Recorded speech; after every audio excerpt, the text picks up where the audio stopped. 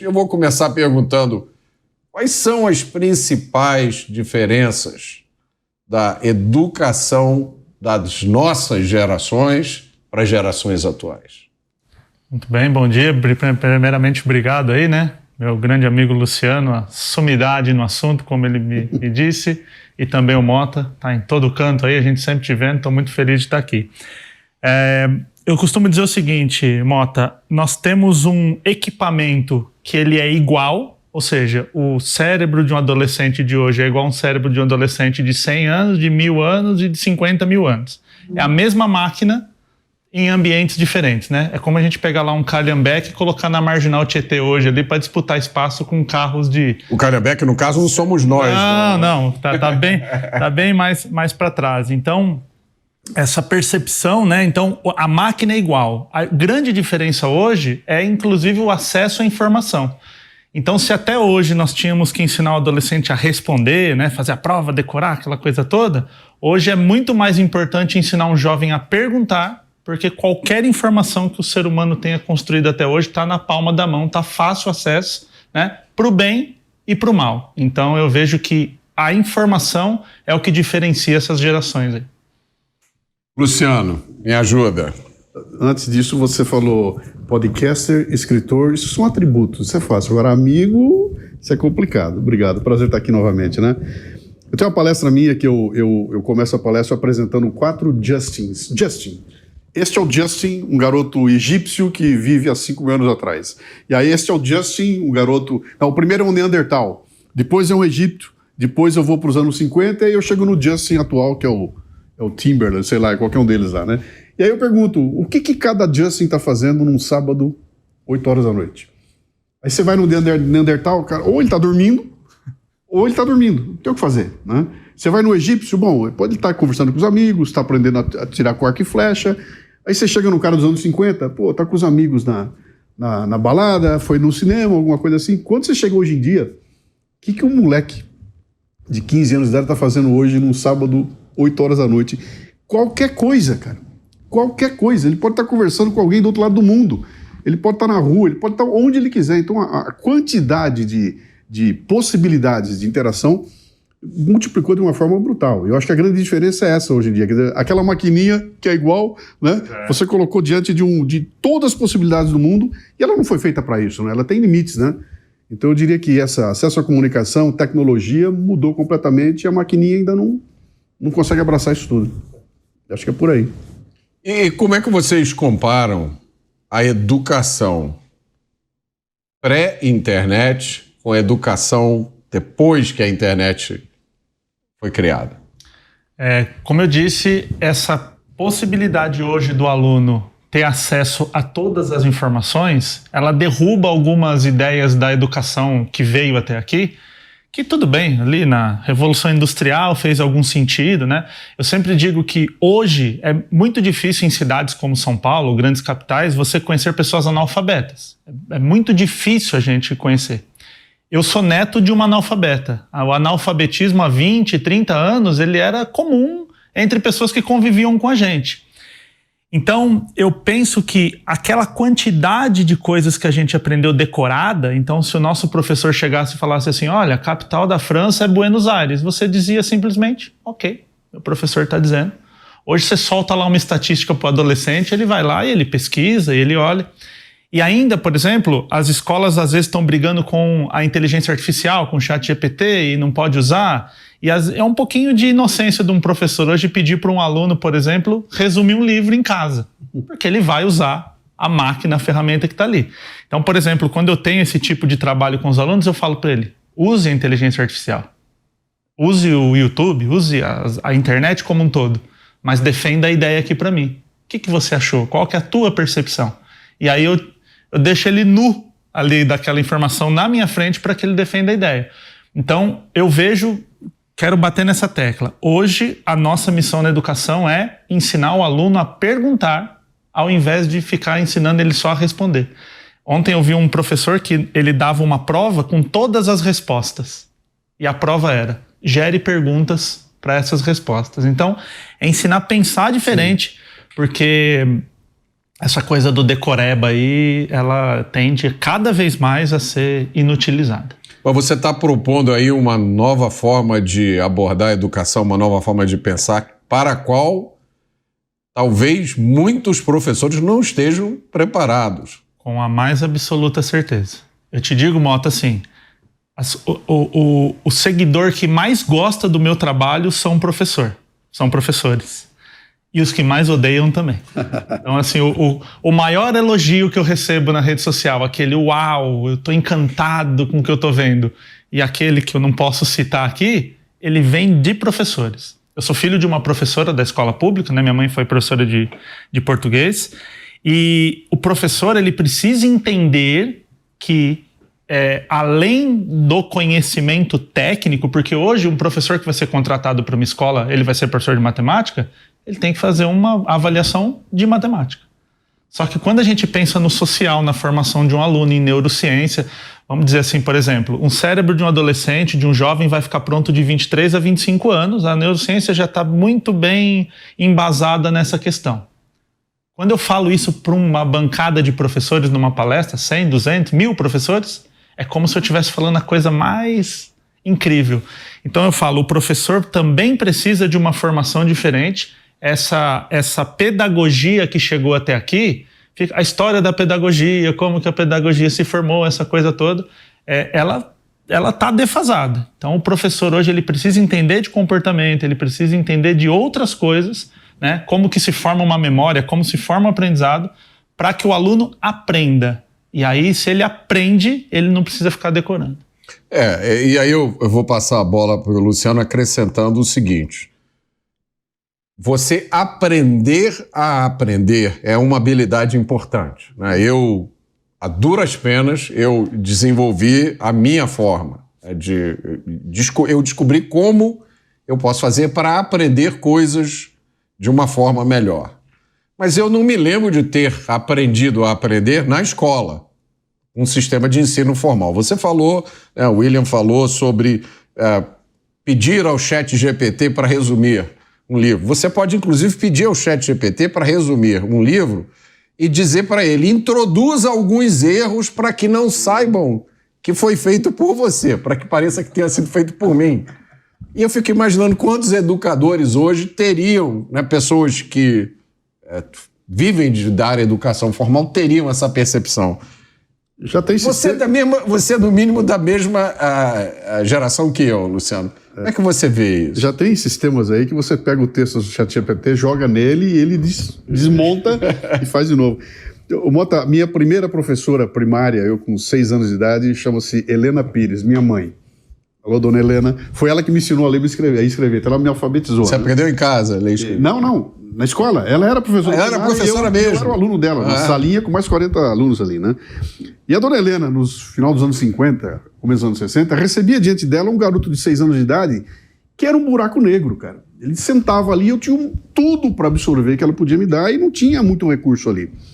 Hoje chega um garoto de 6 anos de idade, senta na frente do professor, ele já tem 8.000 horas de televisão, 10.000 horas de YouTube, sei lá quantas mil horas de TikTok. Esse garoto já chega com o mundo todo colorido, todo definido e montado, e o professor vira para ele, e se ele se atrever a falar B com A, ba, ele dançou, né? Então, é um desafio tremendo, né? Eu tenho acompanhado algumas discussões com grupos de professores, cara, como é que eu faço para ganhar?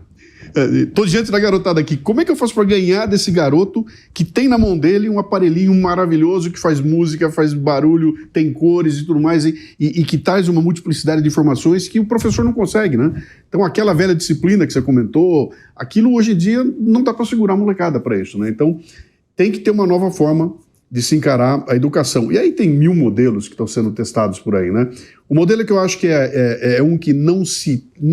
A humanidade vai evoluir para onde você quiser e esse modelo não vai mudar nunca.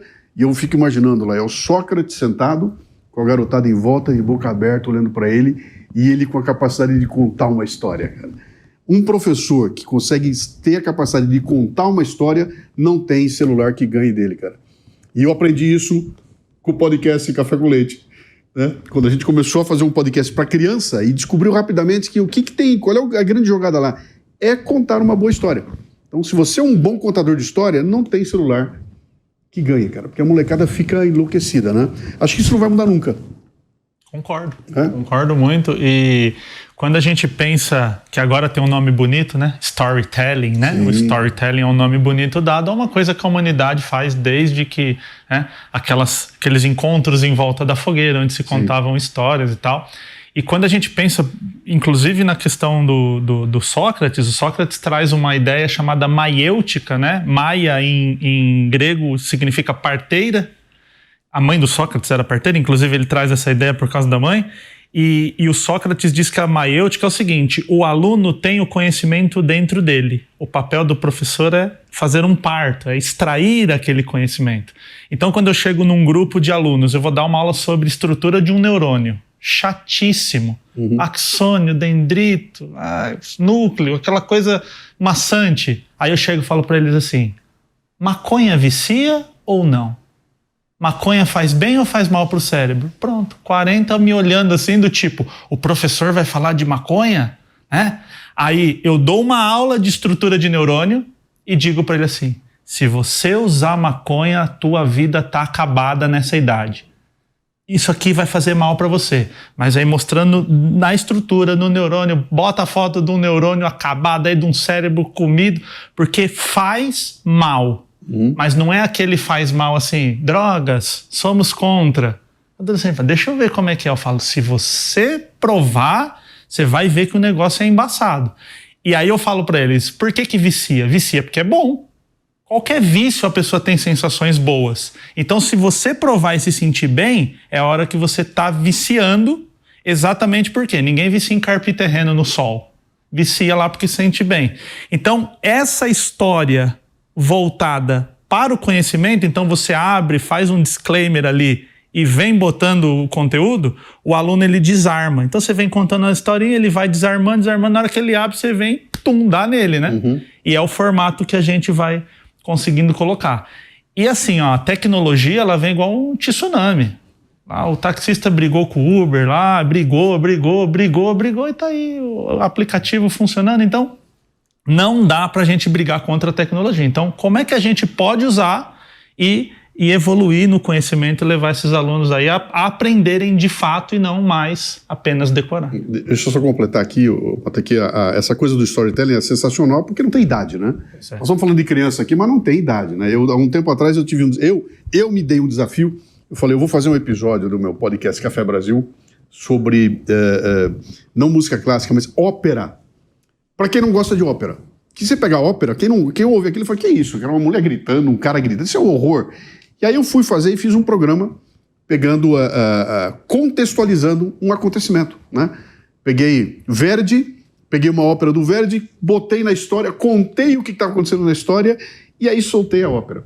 E aí faz toda a diferença, porque é aquilo que você comentou, você contextualiza, trago o aluno, ou trago o ouvinte para um ambiente que é familiar a ele e fala, então é por isso? Foi isso que aconteceu? Foi assim? E aqui está o resultado. E aí o sujeito passa, cara, eu não tinha a menor ideia de que aquela gritaria que eu estava ouvindo tinha todo isso que você está contando para mim aqui. O que foi? Um papel de você contextualizar, né? Acho que esse é o grande lance do professor. Sabe quem escrevia muito sobre isso? Você deve lembrar, o Rubem Alves, né? Ele falava o tempo todo, ele falou, cara, você tem que pegar aquele conhecimento que está lá e trazer para a realidade da garotada. Você vai dar uma aula de matemática, fale de coisas do dia a dia da criança e assim você facilita o aprendizado, né? Mas o que vocês estão propondo aqui, né, a utilização de storytelling, me parece que é exatamente o oposto do que a educação formal faz e sempre fez, desde o meu tempo. É você pegar coisas fascinantes, que aconteceram, absolutamente fascinantes, que aconteceram na história da humanidade, que aconteceram na ciência, que aconteceram na matemática, né? São momentos de insight, são momentos em que o ser humano brilha, você pega aquilo, fragmenta, reduz a um formato absolutamente chato, e despeja aquilo em cima dos alunos, dizendo, decora isso que vai cair na prova, e você decora, tira nota boa, no momento em que você fez a prova, você esquece aquilo, sim. E aí você com 40, 50 anos, no meu caso, 60 anos, vai estudar, por exemplo, História do Brasil e descobre que é fascinante. Sim. Você vai estudar a história do Primeiro Império, né, do período da regência, você diz, meu Deus do céu, Olha quantos ângulos interessantes tinha isso aqui e nunca me contaram.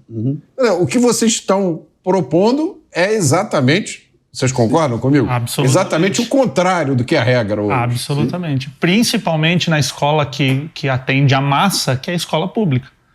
Então, a escola particular, ela é regida pelo Ministério da Educação, então ela também não pode ampliar essa coisa assim, vamos ensinar, né? Ela pode trazer algumas coisas, só que a escola particular ainda consegue algumas atividades. Então, por exemplo, eu já dei aula em escolas que custavam R$10 mil a mensalidade do ensino médio.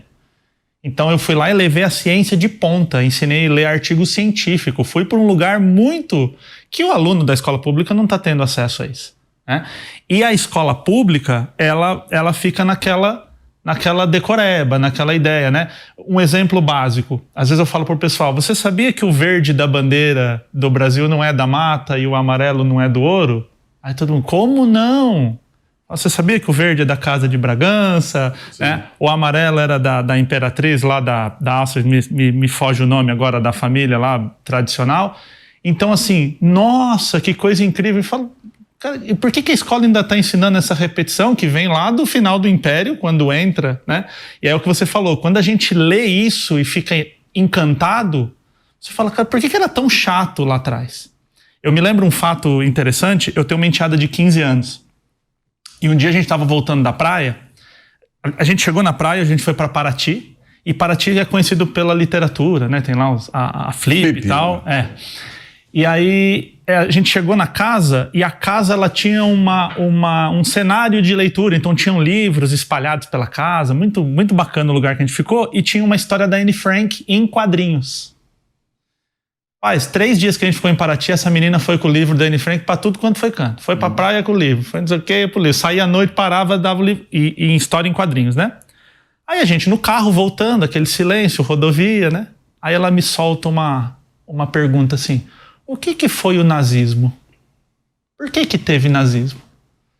Eu vim de Paraty até São Paulo, explicando para ela todo o contexto, teve a Primeira Guerra e não sei o quê, e aí foi lá, virou a Segunda, Tratado de Versalhes, e contei a história inteira, e ela apaixonada por aquilo. Quando eu parei na porta de casa, eu falei assim, lembra que você falou para mim que história é chata? Isso aqui é história. Sim. Mas contada dentro de um contexto, de uma coisa que ela foi apresentada. Então a gente vai percebendo que a gente vai ao contrário disso. Exatamente o que você falou. Ou seja, o aluno decora, por quê? Você sabe assim, o pior aluno para você dar aula hoje é o aluno do 3º ano do ensino médio. Porque você quer ensinar uma coisa incrível, ele fala assim, professor, eu adoraria essa aula, mas eu tenho que decorar. Porque eu vou fazer o Enem, o vestibular, o pai aqui, tô pagando escola para você passar, então ele precisa decorar. Essa é a prioridade. É um sistema que ele é incapaz de combinar qualidade com quantidade, cara. O Brasil tem... Uma vez eu vi uma palestra acho que foi a Viviane Sena, ela contando numa experiência que eles fizeram de educação, pegaram o estado do Nordeste, trancaram o estado, foram lá para dentro e fizeram toda uma revolução ali, né? Para provar que era possível você implantar um sistema de educação muito legal lá.